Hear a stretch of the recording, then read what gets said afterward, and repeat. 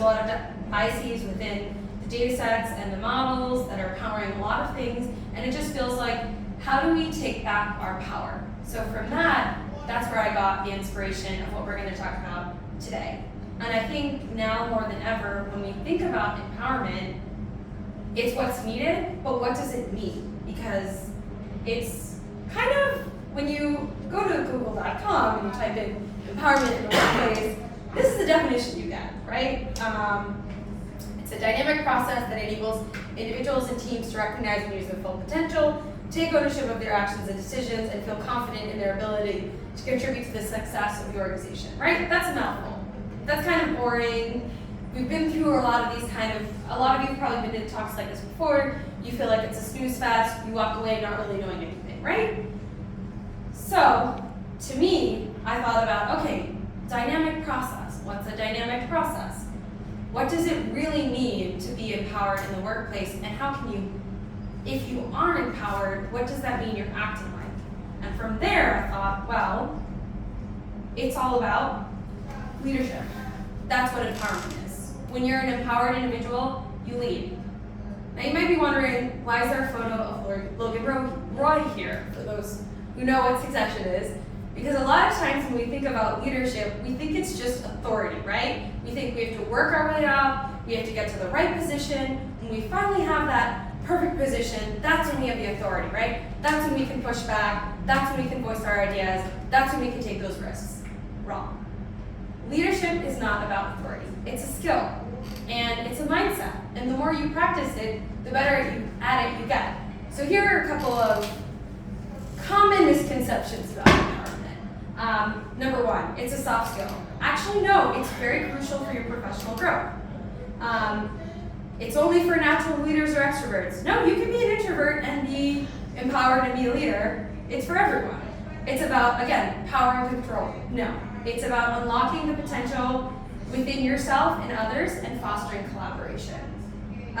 It's really just a one-time sort of event. No, it's continuous. Sort of last but not least, it's individualistic. No, again, it's really not. So thinking about what does it mean to lead and what happens when everyone leads? Well, when everybody leads, we solve our toughest challenges. What does that mean? Well, as our community continues to be targeted and surveilled in a lot of ways, now is the time more than ever to show up as ourselves in the workplace and be united and be confident in who we are and not afraid to, say you've been sitting on an idea for a while that you think your organization needs to take, but you've been scared to voice it. When you go to work next week, voice it. Don't be afraid. But how can we think about this and make an impact in the small ways? The process of leading is for everyone. And so when everybody leads, we're able to not only do we empower everyone around us to solve our toughest problems, we're able to make our organization more productive, we're able to inspire one another around us, where people don't just look up to the boss, they look up to everyone around them, so suddenly everybody feels like they have a seat at the table.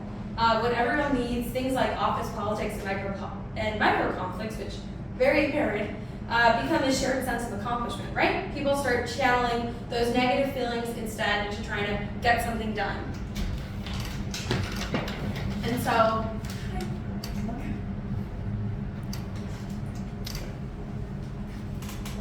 yeah, you can sit wherever you want to move. Actually, you guys can, if you want to go, there's some extra chairs over there. Sure.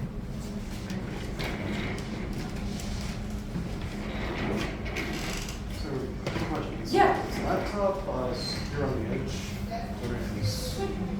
Oh, it's fine. Yeah. Yeah. They want you to move it closer to the center.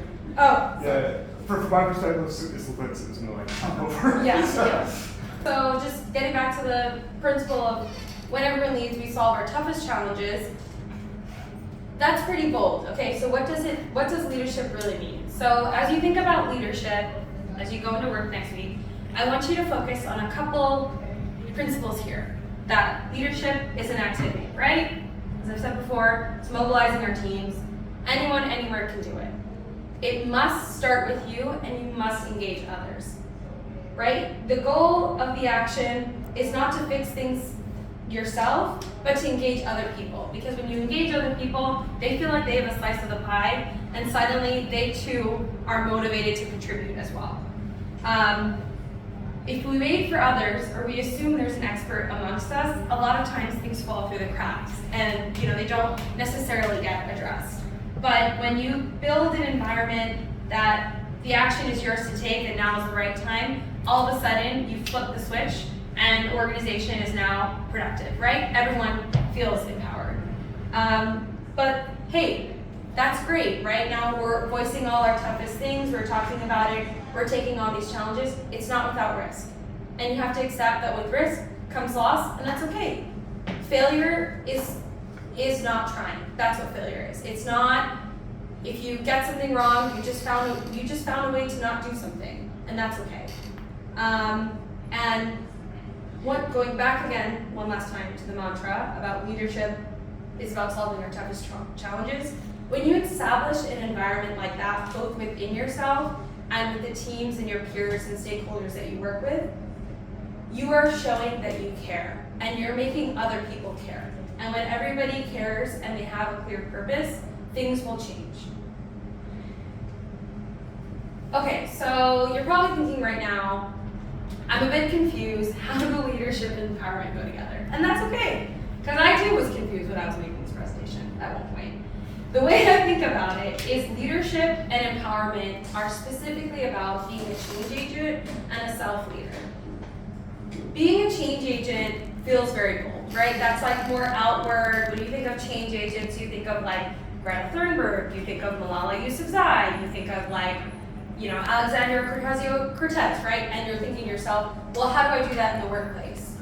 There are ways that you can be a change agent by looking for the low-hanging fruit and attacking the small problems. Self-leader is a little bit more inward. It's finding the confidence and the ability within yourself to realize that you have everything that you need to be successful within you and within your brain. You guys are all smart, you guys are all capable, all got to college, all got to high school, all have great education. You have it within yourself to make the change. And just to kind of tie them again together a little bit better, the way these two relate to each other is, again, being proactive, taking charge of your growth, not being afraid to challenge the status quo, willingness to adapt and learn the growth mindset, that's really important, and also just resilience and perseverance in the face of challenge, because as you feel empowered in the workplace and as you get better at what it is that you're doing, you're going to have moments where people are going to push back, and that's only natural, or things are going to fall apart. That's just part of the process, and you just have to let it roll with you, right? And as the meme here shows, sometimes you just have to lean in. Okay, so when we think of self-leadership, what does that mean? For me, that means working towards a shared goal. It's about empathy, communication, and building trust. And I think an example, case study that really shows this well is Jacinda Ardern, and I think specifically her leadership after the Christchurch shooting in 2019. Not only was she able to be incredibly empathetic and clear in her communications towards the victims and find ways to help them, she also moved fast. She pushed New Zealand to ban assault weapons. And not only did she push for it to happen, it happened, right? It was effective. She was also very effective in her work of what she did for the COVID-19 pandemic and keeping New Zealand safe. And so to me, I think she reminds us that when you empower self-leadership, you will increase productivity at work, you'll increase engagement, and you'll see more retention. People will be happier. And also, when people see you self-leading, they might be inspired to start self-leading in whatever that means for them, because it's different, right? For some people, self-leading might be like Jacinda. For some people, it might be like, I'm trying to think of somebody in the corporate world who's a positive example. It's hard to think of one right now. But you might be like, I don't know, a Satya Nadella. Like everybody has a different way that self-leadership is styled. So just going to change agent. So this one is a little bit more abstract, right? Typically a change agent is somebody who identifies a gap, they mobilize on it, they act on it with their teams, and they implement and monitor progress. A lot of times when we think of this, we think of social justice movements, right? Great example, Muhammad Ali, when he refused to sign up for the draft for the Vietnam War, right? Not only was that incredible because he risked his own personal benefit, but he showed his self-leadership. And not only that, but he continued to use his platform even after that to advance different causes, speak out for civil rights, and help people where he could, which was great because he was a change agent. That's great, but if you're somebody who's working a 9-to-5 job, you might be thinking to yourself, I don't want to start a social justice movement, or how am I going to do that in my work? Well, I think the way to think about it in your work is it's really about leading where you have influence. So I'll give you an example. I am a product manager at my job, right? A lot of times when I need to get something pushed across with my development team, because everybody has an opinion and everyone on the commercial team has an opinion, what I will do is I will try and influence where I can. And what that means is I'll be a change agent and I'll start having one-on-one conversations with my engineers who I feel like are friendlies and allies. I'll speak with them, I'll give them I'll pull back the envelope and I'll show them, hey, this is what's coming up on the roadmap, this is what we're thinking of building, what are your thoughts on this? All of a sudden I've got their buy-in, they're interested, they're starting to think about how they can solve this problem, and they feel like they're a part of the problem. And so that's kind of how I influence, is I'll work with the folks who I know are maybe more willing or more excited about the sort of problem-solving process to get their buy-in, so that when we meet as a group during a planning session or a scoping session for work, my head engineer has worked at the company for a long time and he has his opinions, he's his own person, he has ideas on how it's supposed to be. A lot of times we clash heads, and that's okay because that's part of the process. But now all of a sudden, I have people in the crowd who've heard what I've said and they know my perspective, and they can help me with filling the gap and help me with finding ways to break the barrier of communication that maybe if my head engineer isn't saying, or if there's two different sides on how we can go about things, we solve it. And now all of a sudden, everybody feels mobilized and they feel like whatever we're building, they thought of, they think it's their idea. And when we have tight timelines and we're working and things are breaking, everybody is excited because they feel like they have the authority to make changes where they need, and they feel like they have the authority to push back on me if I'm ever suggesting building something, and they feel like, let's say something small, we do these things called user stories. If the user stories are pointed wrong or the acceptance criteria is wrong, they suddenly have the authority to say, hey, I think it should be written this way. And so that was a bit of a longer example, but being a change agent in the workplace really just means taking up challenges when you can. If you think of your work as like a sinking ship, you're just you're like seeing, hey, there's a hole here, let me plug this hole in. And not only are you plugging the hole in, but you're going to your boss and you're saying, this is a problem we have, this is how I think we can fix it, and this is what I'm going to do to fix it.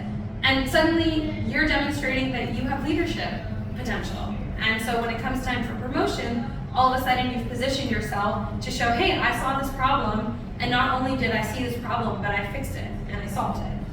And so if you're still wanting a couple more tidbits on how to be a change agent, because I feel like this is a very crucial part of being a leader at work, just remember, it's about bringing your voice to the table. It's not about being right, it's about being effective and realizing where it is that you can be effective. So that was a lot. Before we go into an activity, I just want to once again just reiterate what it really means to successfully embolden our teams and ourselves. And really, it's all about the growth mindset and feeling fast. So reminding yourselves that it's all about the small fix, and it's okay, mistakes will happen, we won't get it right all the time, and that's okay. But when you do that, and you remove the word should, and you accept that there's some losses that can happen, you're gonna see better productivity, you're gonna have better timelines, and not only that, but you might start, instead of over-promising, you might start over-delivering, which is great. And so that's kind of, when you take the mindset of when everyone leaves, we solve our toughest challenges, there are a lot of benefits that you can see. Okay, so these are all grand terms, and you might be thinking to yourself, what does this really mean? And how can I start to do this on my own? So we're just gonna take 10 minutes and do a fun little activity. Hopefully everyone here has a mobile device.